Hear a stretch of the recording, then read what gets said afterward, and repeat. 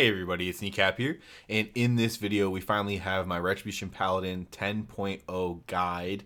There's a lot to cover in this with the new talents and everything being new, and there's all kinds of new potions and new files and everything like that, right? And it's going to be a lot. I'm going to be trying to parse out the best way I can. As always in these videos, I try to say the min-maxer stuff. I also try to say, talk in common language as well and talk to just the regular players, which, we all started as at some point, definitely including myself. And, there'll be a mix of all that stuff. So there'll be some high-end stuff, there'll be some regular stuff, there'll be some whatever. That'll all be mixed in. And we'll go through stats, we'll go through rotation, we'll go through talents, trinkets, consumables, all that kind of stuff in this video here, and we'll go through them one by one. So let's go ahead and start with what I see people ask about a lot, which is stats and rotation. So generally speaking, stats, any high-end player will tell you, you just need to simulate your character, and they'll tell you what stats best. Not necessarily what stats best, but what piece of gear is better. Stats obviously fluctuate once you hit certain benchmarks, once you hit certain, not technically hit caps, but like soft caps. They can fluctuate greatly, and eventually most specs get to a point where their crit, haste, mastery, for example, are all at a place where going higher doesn't matter, and then you just stack verse from there, right? That's how a lot of specs work. So it all just matters on your gear. That being said, for someone who's not going to simulate their gear, haste mastery is a very safe way to go with Paladin. That's always been that way, and it continues to be that way. Haste is good. It gives us procs on our Zeal, and then our Art of War, and then that gives us Seraphim and stuff like that. So haste is good. Haste is good in general. Mastery is good because our mastery is actually decent as Rep Paladins. And of course, you do want some amount of crit as well. You want full haste mastery. You'd want at least 16 to 20% crit, ideally as well, or higher, right?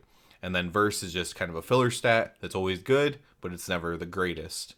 Until, once again, all of your other stats are so high that it becomes the best. And that's kind of the way, Ret's been for a long time. So if you've played Ret before, you can kind of assume the same stat stuff. If you're new to Ret, just kind of stick with what I said. Haste Mastery is kind of the way you want to go. I should say also primary stats the best. We'll talk about that a little bit with like consumables and gems and stuff later on. Strength is obviously your best thing that you can have. So you want to go ahead and use strength when you can, right? That's obviously the biggest thing. Also, obviously, weapon DPS.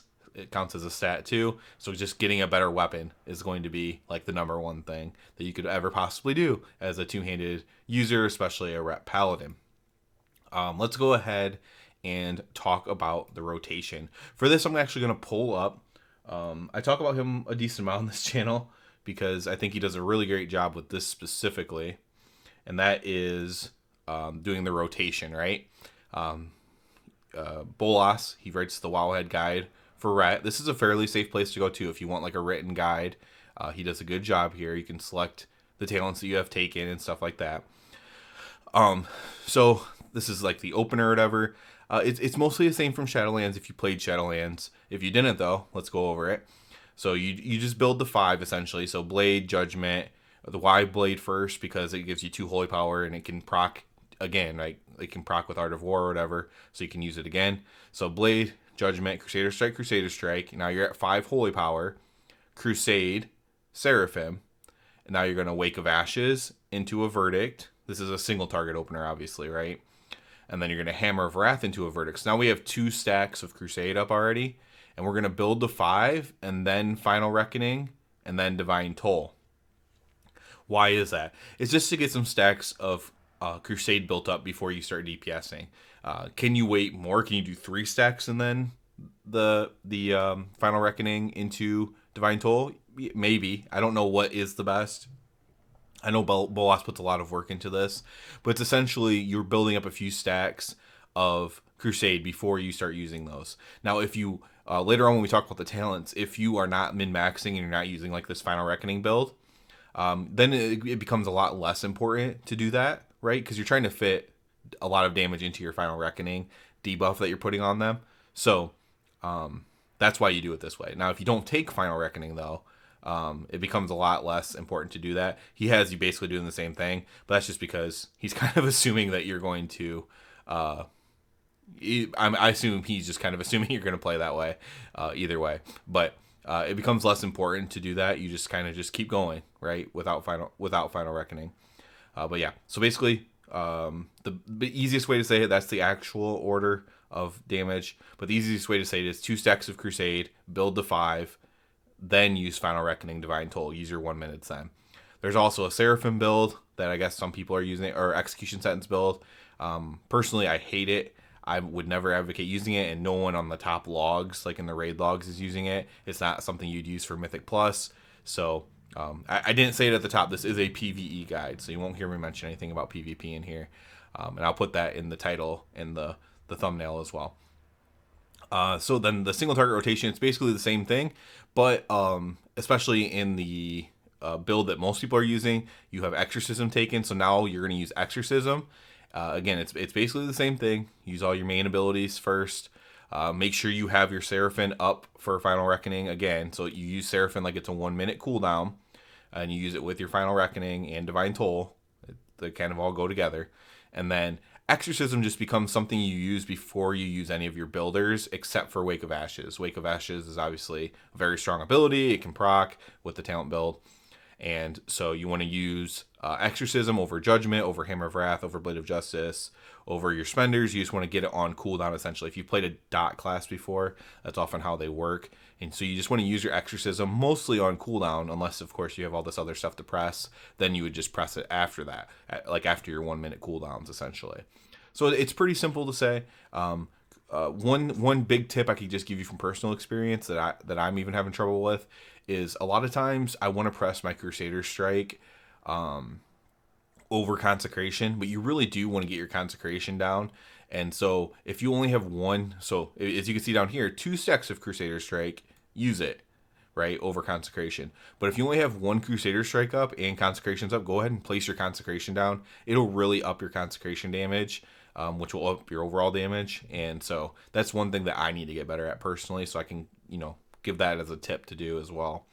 But yeah, it's pretty self-explanatory. You're basically using the holy power, the biggest holy power, generators first. Crusader Strike last because it's 1 and it's weak. And yeah, it's pretty self-explanatory overall. Next, let's go ahead and move on to the talents. So right now, I'm in the single target build. So this would be the single target build that everything is based off of, right? This is kind of like considered the simulated single target build. There's people not using this exact build. There's people that don't use Exorcism. There's people that use Tempest of the Lightbringer on single target. There's people that use Truce Wake on single target. And we'll talk a little bit about that too with the Fire Ring. But let's just go through this. This is just the basic single target talent build, and this will give you good results if you use it, right? If you use that rotation. That rotation's also based on this build, right? So coming down, what are some weird things that you might not expect? So we don't have, it's a single target, so it's kind of like a raid build, right? So we don't have cleanse or anything. We're not worried about that. Something you might find weird, we don't have bop. Obviously, if you're in an encounter that needs bop, you would have to take that. So you would have to move some stuff around. I don't know exactly what you would move around here. Obviously, you could take one out of Golden Path to at least get 1 Blessing of Protection there. You could take that out and put it there easily just to grab a bop. There might be something else you can move, maybe Cavalier or Seasoned Warhorse perhaps to get improved bop if you needed that. But generally speaking, we go down the right side. We skip Hallowed Ground here, and we go right down to Zealot's Paragon. We also grab Obduracy. That's just so we can get this extra 4% haste, and this is only 1 point, whereas this one is 2. We take that anyways. But to get it, basically this is just what you have to do to get the best talents. You do miss out on Hallowed Ground here, but that's okay. It is just single. This is for pure single target, right? So we're grabbing all the capstones. We're grabbing Seraphim. We're going to be Seraphim gamers, at least at the beginning of Dragonflight here. Zealot's Paragon, I do have Seal of Order. Again, my camera blocks Seal of Order. I've joked about this before because some people complain about it. My camera blocks Seal of Order. Get over it. We do have Seal of Order. We're going to talk about a weak aura later for Dusk of Dawn / Seal of Order as well. On the Ret side, basically everything in the middle is what we're taking. So we have Final Reckoning. We have Divine Resonance with Divine Toll. We have Empyrean Legacy. We have Virtuous Command. We have Ashes to Ashes. Relentless Inquisitor. That caps out the bottom area. To get to the bottom area, we're just taking Hand of Hindrance. Again, this build has Exorcism. You don't have to take Exorcism here. You don't even use it like on your opener, as you saw on single, on single or multi-target. You don't use it on your opener. So you could take Consecrated Ground or one of the things to make your consecration bigger. You could take Tempest of the Lightbringer for passive damage. You could take Improved Judgment or something, although it doesn't like simulate very well. But you don't have to use Exorcism. There's a lot of builds right now. If you go through Warcraft logs on single target encounters, some builds have it, some builds don't. It really doesn't matter because it doesn't do that much damage. As long as you're taking something else that does do damage. We are taking Crusade. We're also Crusade gamers, at least at the beginning of Dragonflight. Make sure you have Zeal. We take Wake, Reset, Ashes to Dust on single target. We take Inner Grace on single target, Sanctification on multi. We have Righteous Verdict. So one question somebody might have is Justicar's Vengeance. So Justicar's Vengeance will slightly outperform Righteous Verdict until you get your 4 set. So eventually, anyone who's watching a guide like this probably is going to have their 4 set at some point, whether that's through the Vault or the Catalyst when it comes out. As soon as you have your 4 set, which increases your Templar's Verdict damage, then Justicar's Vengeance build becomes pointless, which is why I'm not really going to go over it at all. So Templar's Verdict. So we'll take Righteous Verdict here. We do have Sanctify. You might wonder why for single target. But enemies hit by Divine Storm take 100% more damage for Consecration. The only reason you have that is because we do Empyrean Legacy, and we also have Empyrean Power. We're forced to take that, right? So we're going to be casting some Divine Storms, like 6 to 10 per fight on single target. So it is just more passive damage. You could say the same thing for Tempest of the Lightbringer, right? Those 6 to 8 Divine Storms will be empowered Divine Storms. So that's why this is also a build that you'll see some people taking, right? And then you grab Expurgation. Up here is another one you might have a question with: Shield of Vengeance versus Divine Protection. Shield of Vengeance does damage, so for max damage you want to take Shield of Vengeance. There are encounters though where Divine Protection is probably better, and if you are dying on those encounters, then maybe you should take it. It's an encounter like Rezagath actually, where you are taking like a big raid chunk, you're taking passive damage, and then you could also maybe get a personal mechanic at the same time. If all of those things are happening at once, especially, then Divine Protection will often, just overperform Shield of Vengeance as a defensive. But of course, Shield of Vengeance, once again, it does do damage, which is why most builds, or every build, is going to suggest taking it.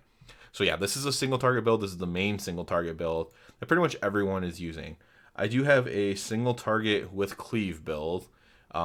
This is basically going to be the same exact build.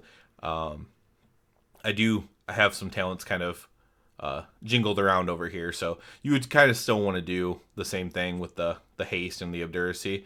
But I mean, I wanted Hollow Ground because it does have some Cleave, so you can play around with this. But this is just like a example of a single target with Cleave, and basically for the most part, because like I said, I could easily just switch these talents back around over here, but for the most part, what I basically did is I took out Exorcism and put it into Tempest of the Lightbringer for the Cleave. Now you could also argue, depending on how much Cleave it is, to put Truth's Wake here in there, and you could also argue for Radiant Decree then, again, depending on how much Cleave it is. I'm focusing mostly on single target when I use this build. This is like a very heavy single target, and then I'm putting out a few Divine Storms, maybe like the Earth Elementals on Chromag the Shaman in the raid encounter. This would not be like a Mythic Plus build necessarily you'd want to use, but this is like a mostly single target and some Cleave. And again, it's just mostly switching Exorcism to Tempest of the Lightbringer. Let's look at an AoE build. So this is like full AoE. So this is kind of like Mythic Plus, right? This is kind of a build for... Oh, this should technically be Seraphim. This is kind of a build for Mythic Plus is kind of a build for Primal Council in the raid. And what you can see different on this side is we're not going to go down to Zealot's Paragon, mostly because we don't want Steel Crusader. This is like a single target talent. So we don't really want that. So what we're going to do instead is we're going to go ahead and grab both of these nodes, and we're going to grab Divine Purpose, which has always been a very strong multi-target talent. It's good in all cases, but it's very good when you are Divine Storming. Getting those procs can be quite lethal. Over here, main differences on the Retribution side, we obviously do not have Righteous Verdict. I do not have Exorcism either. Instead, I have Truce Wake and Tempest of the Lightbringer. We talked about that a little bit on the Cleave, getting one of them, grabbed both of them there. And then basically the same thing down here with the Final Reckoning and everything. So you can see there's not a big difference. It just changes the rotation a little bit. That Radiant Decree, obviously I would be remiss if I didn't mention that. Radiant Decree as well, when you're doing when you're doing constant AoE. I have had success in Mythic Plus using Truce Wake, but I think if you want sustained success or whatever, because you are just relying on procs, right? So if you get lucky on your procs, so if you get, let's say you get 3 procs on a gigantic pull of your Wake of Ashes, which is completely possible and it will happen, then you're going to do massive damage. But you can just guarantee that you get 3, Radiant Decrees in instead, and it's not quite as strong, but it's still really, really, really good. And so Radiant Decree is pretty much the way to go. I've tried to fight it a little bit, but it's closer than what most people will tell you. But Radiant Decree is probably the way to go there. And we'll talk about the Fire Ring too, and that could come into play there as well. And then last, I did want to just show you my own single target build. This is, mostly the same. This is just kind of what I'm using right now. You can use it in some encounters in the raid, but I mostly use this for like world content just because it's easier to play. It's more fun to play in my opinion. And it's basically, the difference is you're going down the right side here instead of Final Reckoning and Virtuous Command and then Relentless Inquisitor. You're getting Vindication, Verdict, Final Verdict, which is a very fun talent, and Vanguard's Momentum, which is a very fun talent as well. And then other than that, you're pretty much playing the single target build. I am using Exorcism in this because, again, this is just a pure single target. I don't care about my Divine Storm at all. I'm just only single targeting on this. This is a build that is actually pretty good, like on a boss where, like Senarth is one where I've used this build just like on prog, just to kind of like make sure I'm always, it has a huge hitbox anyways, but just being able to always hit Final Verdict, like whether you're running out with the webs or whatever you might be doing, maybe you get a little bit ahead of the spider, maybe you get a little bit behind the spider as it's going up, you can still kind of DPS with Final Verdict. So that would be like a case to use it there. And I will say this build does perform better than what it sims. This build's currently simming, for me, about 4,000 DPS less than that standard build that I started with the Final Verdict build here. But it only really is performing like 2k worse for me in raid. And what I should say too is that's both of those are over. So my standard build DPS is overperforming the sim, and this build's overperforming the sim, which also could tell you that something might be wrong with the API on the simulations, right? So something could be wrong in there, because while I am a very good player, I'm not like a player where I should always be beating my simulation by any means. I'm usually pretty close to it, but I shouldn't be beating it consistently. And so there could be something wrong there as well in the actual API or whatever for the raid bots. And that's something to keep in mind as well. But I did want to show this build. It's mostly the same. It's just a pure single target build that I like to use. And it's just, again, Final Verdict build, and it's just more fun to play. It does not perform as well, but it is close and it is more fun to play. So those are pretty much all the builds that you would worry about for Mythic Plus, raids, PvE in general. So we can go ahead and move on to Trinkets. So Trinkets, I have a little bit of a disagreement with like maybe the consensus, not a big one though. And so we'll look at two different things for the Trinkets. First, let's go ahead and pull up my thing first. I don't know if you'll be able to read this or not. If not, you'll probably be able to read the Wowhead thing. So basically, I just simulated all these myself in a way that made sense to me. Basically took off my trinkets, simulated each trinket to see what they would give. I simulated single target, and I simulated AoE. The one thing that is a guarantee is that the Grief Torch is the best single target trinket. So that drops in the raid. If you can get your hands on one of those, it's the best single target trinket you can possibly get, the Grief Torch. Blaze Binders, whatever, it's Blaze Binders something. We'll look at the full name in a second. I think that drops in Rupee Life Pools. This is the best overall trinket for Ret. So it's second in single target and third in AoE. So you could just wear this all the time. So you want to get your hands on one of these Blaze Binders 100%. And then where it comes in is, so Grief Torch is really good single target, but it's not nearly as good on multi-target. It's, you know, it's over halfway down for me on multi-target on AoE. And you know, so it's like, what should I use for AoE? And I like to have different trinkets for different situations. And I really like the Storm Boon trinket, Storm Eater's Boon, I think it's called. And this simulates the best for AoE. Now that's the one that makes you stand still in place. And I think that might be why Bolas had it ranked lower. But yeah, it makes you stand in place and you can die, right? When that happens. So that becomes an issue, but it is very, very strong. So for me personally, my perfect setup would be Blaze Binders for single and multi. And then I have a Grief Torch for single and a Storm Eater's Boon for multi-target or AoE, Mythic Plus, etc. That would be my personal setup. As far as, and then we can look at how, we can look at how Bolas has them ranked here as well. So again, he has Blaze Binders Hoof number 1. He has Mana Grief Torch right up there with it. And for single target, I agree. The only real disagreement is he has Storm Eater's Boon down here as a B trinket. I assume it's because it stands still and it can kill you. That's why I would rate it as more like a middle or high A. Now, if you don't get your hands on one of these, you can just, you know, all the trinkets are pretty close. Horn of Valor is decent. Bone Maws, Big Toes, decent. You know, Whetstone's an AoE only trinket, so if you don't have Storm Eater's Boon, you can try to get the Windscar Whetstone instead to fill in for the AoE trinket. But all the trinkets are pretty good. Well, the ones I just mentioned. The ones you want to kind of stay away from are the Puzzle Box. Actually, I don't mind the Puzzle Box. I think it's actually kind of close to Horn of Valor. Let's look at mine. I'll tell you the ones to stay away from. Probably the Whisper. I don't know. They all have their pluses. They all have their minuses, really. But you just want to mostly shoot for the really good ones. Basically, there's a lot that are similar, and then there's some that are really good. So you want to shoot for the ones that are really, really good and better than the rest, essentially, for your trinkets. Next, I think we could probably talk about the Fire Ring from the raid. I don't really have a great place to put this, but maybe kind of with trinkets. The Fire Ring from the raid is a Seal of Diornis Chosen. It drops off the first boss. It's very rare. And you'll notice it has to do fire damage to proc this ring. Now, interesting thing about Ret Paladins is our Wake of Ashes or Radiant Decree is radiant damage. What is radiant damage? Radiant damage is holy plus fire. Therefore, it should be proccing this ring. If you simulate this ring, though, and you look at the log of it, you'll notice that you are not igniting your enemies.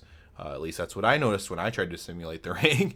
And it's basically just counting it as a stat stick, you know, the stamina crit verse of the ring and not the effect. So something could be wrong on the API. It could not, the radiant damage could not be coded right or something in the game. I have no idea. But this ring, assuming it works with your Wake of Ashes slash Radiant Decree, it should be, which it should be, this would be like by far your best ring that you could ever have because of that. And you would have, again, I'm making an assumption here, but with Truce Wake, how it burns for another 6 seconds after that, I assume that's also radiant damage. And so you would have about 40% uptime on fire damage with if you took Radiant Decree plus Truce Wake. And so whether it's single target or multi-target, that could just be something then you just take Radiant Decree and Truce Wake on single target too. If this ring works properly. I'm not sure if it does or not, but if it, and this is something I'll get back to, like if this ever gets fixed or more comes out about it, I'll make a video just about this ring. But I do want that you to have that in mind, that radiant damage is fire damage. It's holy plus fire, and this ring should work for us as well without having any kind of special thing. It should just work with our Wake of Ashes / Radiant Decree. And again, my theory would be is if we have this ring, we would want to use Radiant Decree with Truce Wake. Of course, maybe the burn damage only counts as holy for some reason, which would be terrible.